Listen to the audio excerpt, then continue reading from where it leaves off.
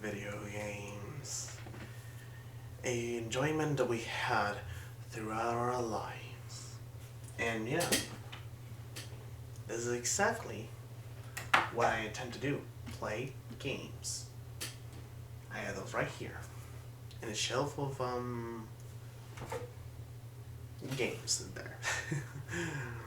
No, seriously, what's up guys? It's me, Velociraptor1. I am here to talk about the most controversial video games. When you think about controversial video games, you think like GTA 5 or the GTA franchise.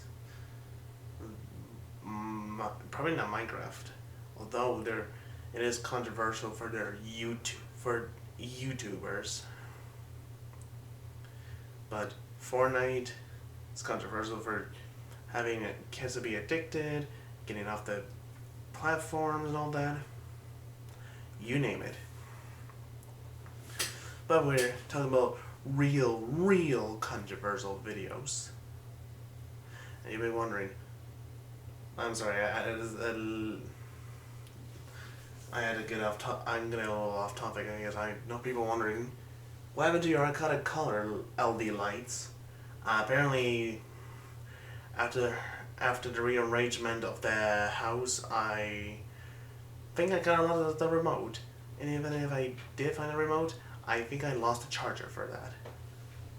Although I might need to replace them and get new ones. But enough of me chit chat. We wanted look at some controversial games, and yet I don't know how much of this I'm gonna have to censor. And yet, be warned, these have sensitive topics, so if you don't want to do that or hear them, click off the video. I don't care. I just want you guys to feel comfortable. Anyways, let's dive into the most controversial video games.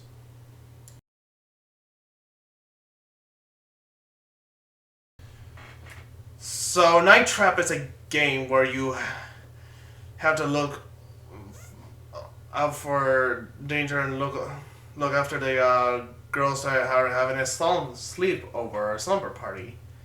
Yeah, maybe it's both. In a house they never know is full of danger.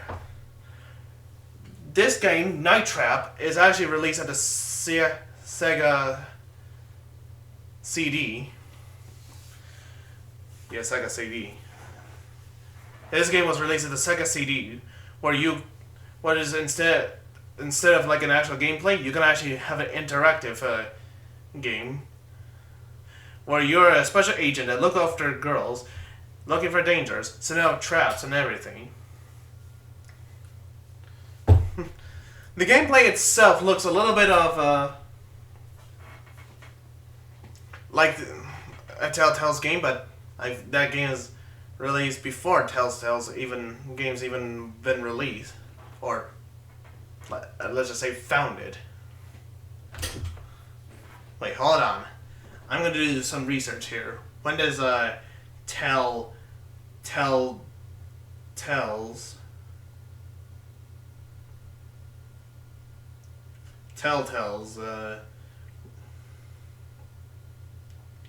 okay, founded in 2004. So yeah, that game is released before the company was released. It was actually a game that nobody liked and expected. However, it garnered international attention, especially to the former president of Nintendo, and yes, interesting enough, this game was the birth of the age ratings, like C to E, E10, T, M, and then AO, which is adult only, which is also controversial in its own self. I'm sorry, I don't want to kind of make this like an iceberg thing, but It's kind of is. Not gonna lie, but yeah. But yeah, this what got the what makes the age ratings nowadays.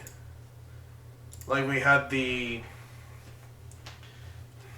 and of course nobody wants to associate with AOs, adult only. Consider we have rated M for mature. Alright. Alright, even as a cool factor, let's go to another thing.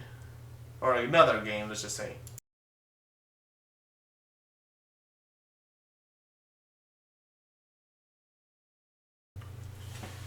So Mario Party 8 is typically the flagship of the Nintendo Wii. You know, the classic and all that, where people it's like Monopoly, where people get upset saying I should be the one getting the star. He couldn't because he didn't grind an item. I'm sorry, that was somebody's people's words. Not mine. So, if this is a typical kids game, why is it in the list? And that's a good question though. It has nothing to do with the other world. It has something to do with what happened in the UK that was a problem with Mario Party 8. It was actually pulled from the shelf in the UK, and of course, Nintendo make a statement saying some of the discs contain the wrong version, which turns out to be a lie in order to keep their sales up in the UK.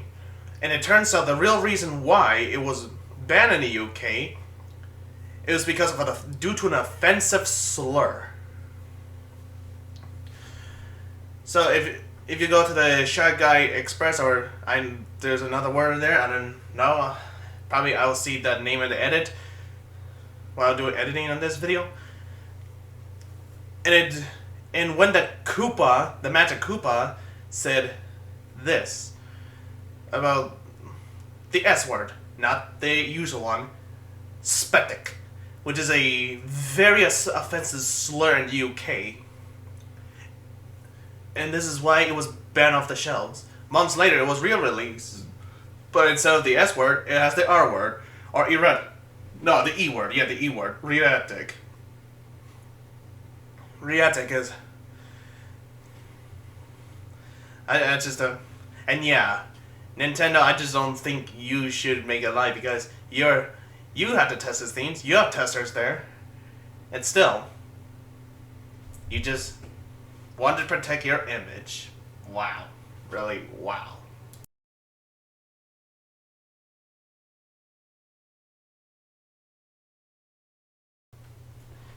So, Doki Doki Literacy Club is basically kind of cutesy in the beginning. But, if you play further, it'll get even deeper. Very deeper. And what I mean about that, it means very scary. So you're basically like this guy that joins a literary club, and you have a lot of girls there. But the more you delve into the game, the more you'll notice something is a little off. And yeah, that's gonna be a little scary. And hopefully I don't have to play that game because gives me the creeps. It has like very heavy subjects. We can know about that. But I don't know. It gets even darker and darker for that. Ugh.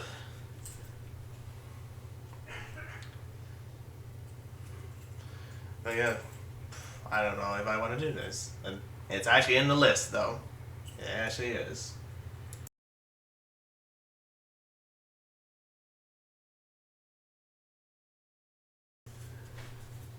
Safe to say that Silent Hill is actually one of the best series in all times. I mean, literally.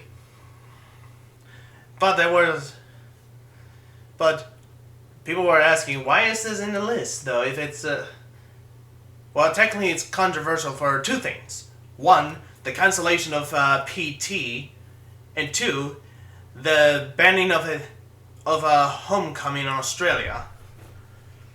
We can go for the most sinister one on the Actually, no, I lied. I'm gonna go with the lightest one, just for you guys. So PT is actually supposed to be a game made for like the Silent Hill series, where you basically go around in the house and then get spooked by a ghost. However, it's controversial due to its cancellation. And doing some research, I found out that Guillermo del Toro is actually the writer of this, or maybe involved. But it was just a research thing, so. But I think it might be cancelled due to the fact of the separation of Konami and Kojima Productions.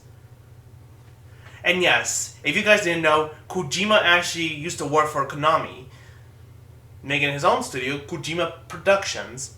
But I'm pretty sure because of the split, it got PT cancelled. And of course, Death Stranding is actually the first game produced by Kojima without Konami. And yeah, I wasn't expecting to have like a Norman Reeves there. Or Norman Reedus there, or whatever his last name was. Until he came to, until he's in Death Stranding.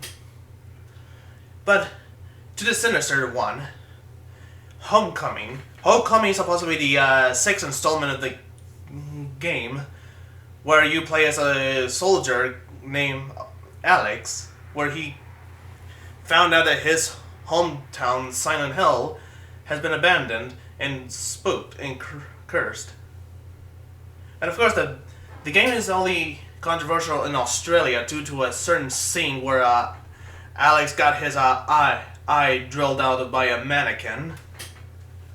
I'm not sure if I should show that, but I can give you the details about that. Ugh, it feels squirmy.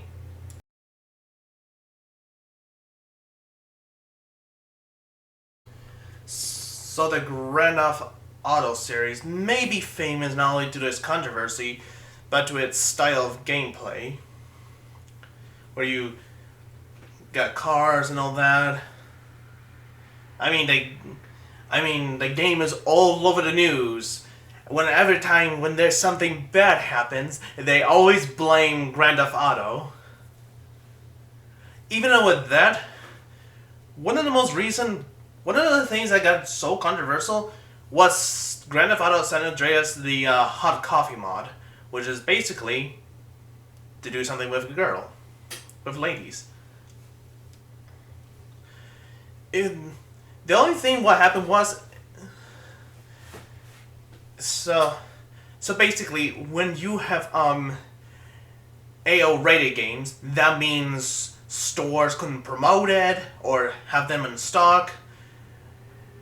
Consoles and basically Steam actually hide those, but default. So what happened was San Andreas had a thing called a hot coffee, but they want to get rid of it so they can put it in stores. However, it was not deleted properly, so modders got there and played the scene, which went into A-rated. And of course, later on, it had a patch to prevent modders from accessing to it, which is lowered to AO to rated M. Or in that case, probably I don't know what's the PEGI version of AO. I know the PEGI version of rated M is 18. Although rated M is 17 below. Anyways. And here's another Rockstar controversial game.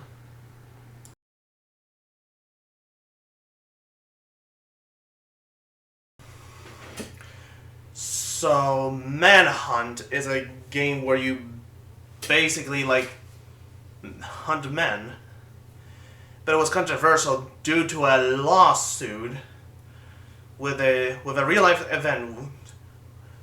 I don't actually know the names though, although I might have to look them up and put it in the video. But safe to say is that no. Not safe to say is that this guy murdered that kid for thinking that they're gonna see girls or something. So the parents of the victim actually pursued a lawsuit against Sony and Rockstar promoting that game. However, it was later found out that the game Manhunt was actually at the victim's room, not in the murderer's room. So that case caused a lawsuit to dismiss. Also then, and there was a sequel that came out after that incident. What was Rockstar thinking?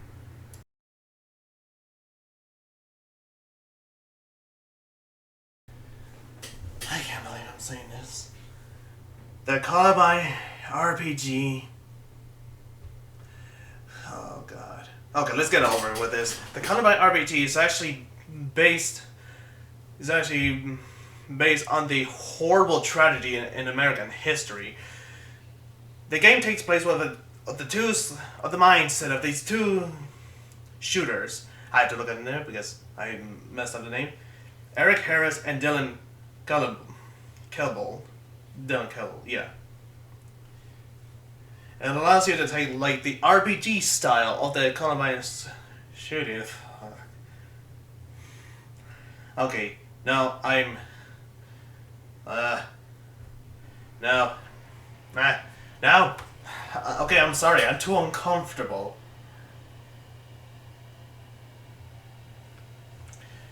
So, but yeah, it's supposed to say Super Columbine M word. Okay. This is exactly okay. You know what?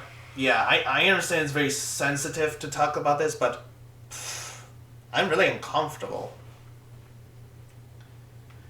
But we're talking about the game itself.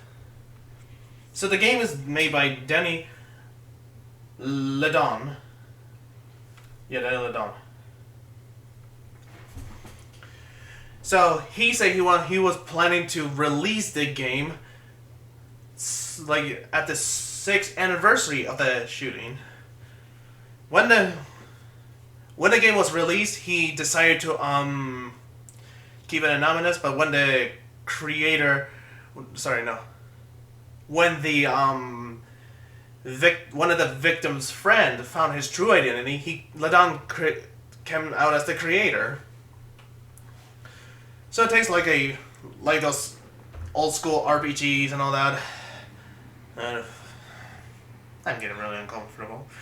The fact about this game is that after he was discovered to be the guy, he took it off his website and put it somewhere else, and claimed that he didn't make enough money from the donation.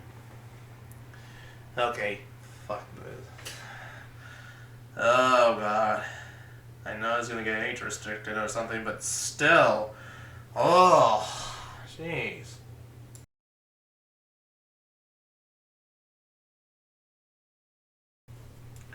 Here's another one, Postal. So basically, Postal is a they have 4 games, but the first one is actually super controversial. And why is that? It involves a man that got kicked out of his apartment, and thought he could be poisoned by the government. So he did a good deed by killing everybody. Okay, I'm feeling uncomfortable, but yeah. So basically, just going around town, shooting anybody. But the thing that got the people the most, it's near an elementary school. Can you believe it? Although it didn't have much effect, he just like had a mental breakdown, passed out. But the end credits was bizarre. He ended up being in an asylum. I don't know about the other three, but this one I don't know what I'm gonna say. Although it may be a remaster one, but not really. But here's the other one.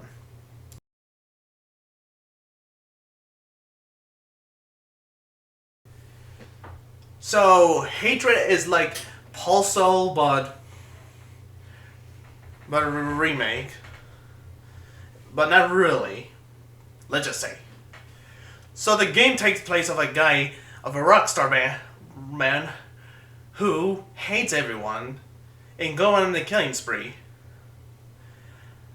Even though it's controversial enough, it's actually made it an AO rated games, which is basically, of course, can be taken off the shelf and the game stores, probably local or not. They just still do that. And even with that, Steam actually hide them by default. And of course, I'm not a Twitch streamer anymore, but Twitch will actually ban anyone that plays AO rated games because they don't want to be associated with that. So good for them. But what happened is that before the game was released, there's a thing called the Steam Greenlight, which is basically you want to like it will determine if the games will be on store or not. Well, because of how negative it was, they says nope, we cannot put it on stores, and a lot of YouTubers were breaking the story at that time. So yeah, let's be glad that they don't have that anymore. Jeez. Ugh. I think I'm gonna pass out.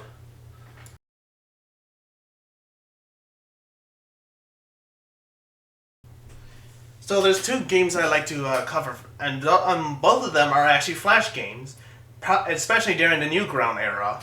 One of them is actually Pico's School, and the other is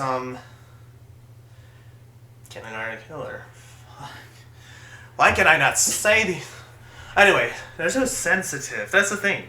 Anyways, so Pico's like said there was a school shooter coming, and the only way to do it is to do what he has to do. And I don't know how to explain this. I know you guys want me to have a full thing of explanations, but I don't think I want to at that point. And yeah.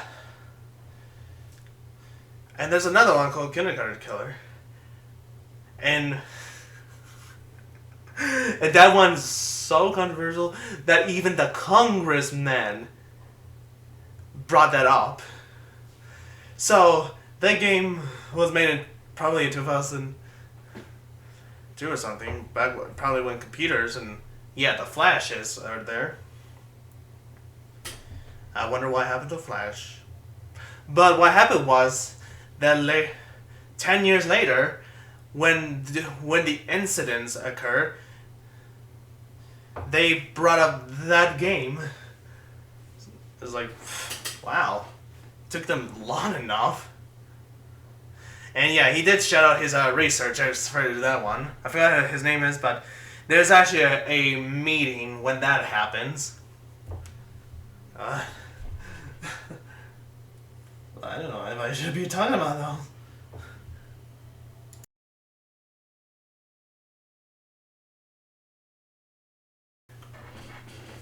And yes, another Flash game. Jeez. And yeah, these games were made by Ryan Lembor.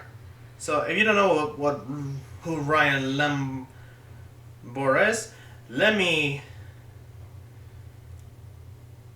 break it to you. Hold on a second. Yeah, I had to do this so I can just.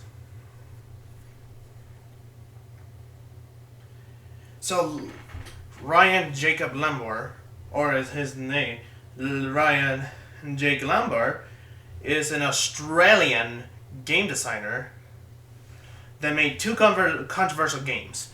One of them is involving the VTech incident, which is a game that's based on what happened in Virginia Tech. I'm not gonna. They actually say kill the first actual victim in this one, and you had to bypass securities, and you did a rest. I'm kind of feeling a little comfortable,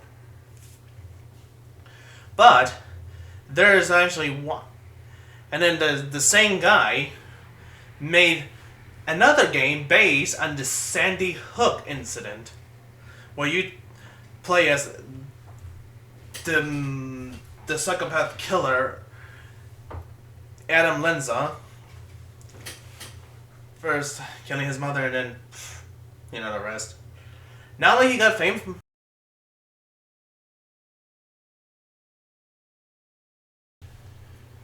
So Super Seducer is a game where you basically control as a guy that promote like creepy behaviors and all that, and it gets to the point that Valve has said we're gonna reject the launch day. So yeah, I'm gonna get into more details. So basically, what you do is to control a creepy guy that interact with women inappropriately. It is so bad that they think they may have to push it away and all of that. I don't know, I haven't seen the clips. Even if I'm gonna have to put it on top of the screen, I'm still gonna get thrown up about it. Kind of a bit of a off topic, but actually related to this.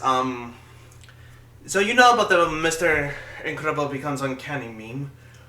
Did you know that there was according to that video? Hold on, what was that video? Mr. Incredible's becoming uncanny, disturbing games. And according to that video, the video says that the creator couldn't take criticism and filed DMCA to take it down. Yeah, I think that creator's a scumbag. Not only he got mad that Valve doesn't even promote the game, also he takes down people's criticisms on the game. Yeah, and I don't know. Some people can abuse them. There's a similar situation where that happens.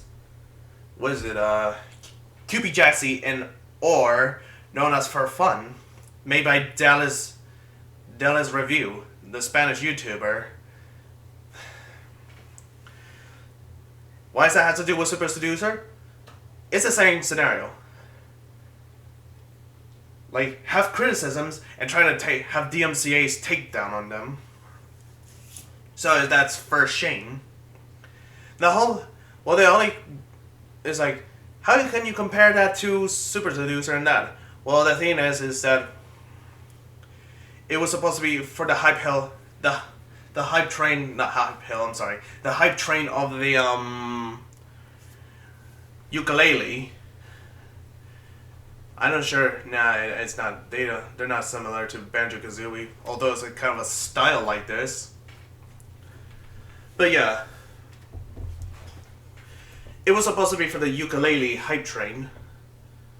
Also, with that is basically ripping music from Banjo-Kazooie and having like gold nuggets from Minecraft. So yeah, it's first shame, and Super Seducer is also shame.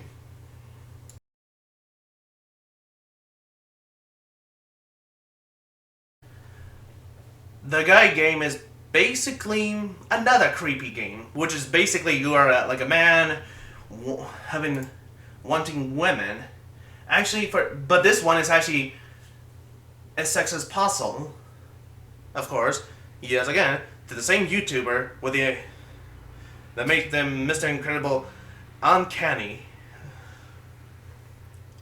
So the whole point of the game is to ask question correctly,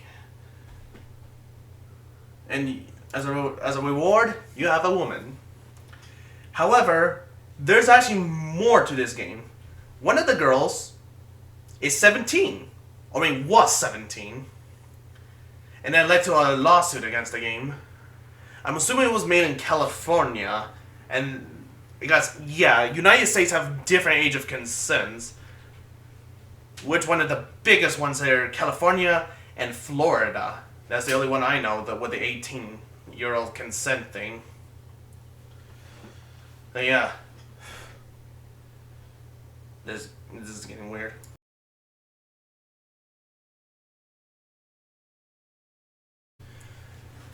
So, Ethnic Cleansings is actually a game based that you control as a, I'm not gonna say it. Which fights a lot of stereotypic, people. And of course, hate. Oh god, this is controversial. But all I can say is that it's basically a racist game. It really is. And I know that people are gonna say I research it. I did research it, but it's just so disturbing to do it. Very disturbing, to say the least. But of course, I can skip about what happened. It was yes, I think I said about a Flash game, but this Flash game is, well, Border Patrol, which is basically with stereotyping Mexicans. I don't know what I'm gonna say. Fuck. This is too much for me. It really is.